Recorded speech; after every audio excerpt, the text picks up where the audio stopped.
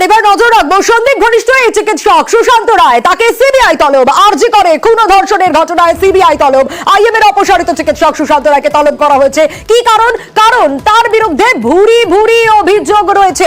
আরো বিস্তারিত অর্পিতা জানাবে। তথ্য প্রমাণ লোপাট, ট্রেড কালচার, ষড়যন্ত্র সহ একাধিক অভিযোগ।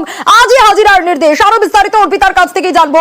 অর্পিতা, এই সুশান্ত রায়, তার বিরুদ্ধে ভুরি ভুরি অভিযোগ, কি কি জিজ্ঞাসাবাদ করা হতে পারে তাকে?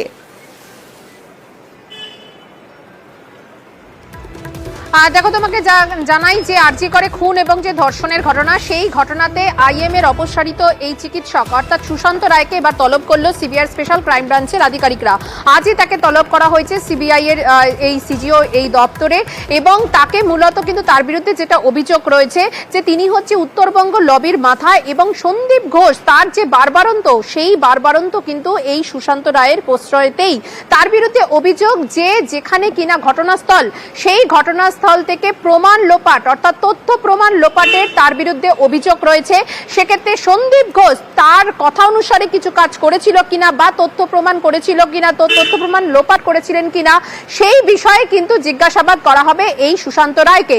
সেখানে কিন্তু যেটা জানা যাচ্ছে যে তথ্য প্রমাণ লোপাট সহ তার বিরুদ্ধে একাধিক অভিযোগ রয়েছে, অর্থাৎ ষড়যন্ত্র সহ একাধিক অভিযোগ, এবং ক্রাইম সিন যেখানেই ঘটনাস্থল সেইখান থেকে এভিডেন্স ট্যাম্পারিং এর অভিযোগ রয়েছে, অর্থাৎ এভিডেন্স নষ্ট করে দেয়া বা সেখান থেকে কিন্তু প্রমাণ, তথ্য প্রমাণ লোপাট করে দেওয়ার অভিযোগ রয়েছে। এবং সন্দীপ ঘোষ ঘনিষ্ঠ এই সুশান্ত রায়ের প্রশ্রয়তেই কিন্তু সন্দীপ ঘোষের এই বারবারন্ত এবং উত্তরবঙ্গ লবির কার্যত মাথা বলা যায় এই সুশান্ত রায়কে। তিনি জলপাইগুড়ির সেখানকার তিনি সম্পাদক ছিলেন আইএম এর, কিন্তু আরজি করের ঘটনার পর তার বিরুদ্ধে যেহেতু একাধিক অ্যালিগেশন ছিল, তথ্য প্রমাণ লোপাট, ষড়যন্ত্র, আর্থিক দুর্নীতি সহ, সেই কারণে কিন্তু তাকে সেই পদ থেকে তাকে সরিয়ে দেওয়া হয় এবং তাকে সাসপেন্ড করা হয়। অর্থাৎ বর্তমানে কিন্তু সেই চিকিৎসক সাসপেন্ডেড, এমনটাই কিন্তু জানা যাচ্ছে। আজকে তাকে তলব করা হয়েছে কারণ সুশান্ত রায়কে জিজ্ঞাসাবাদ করে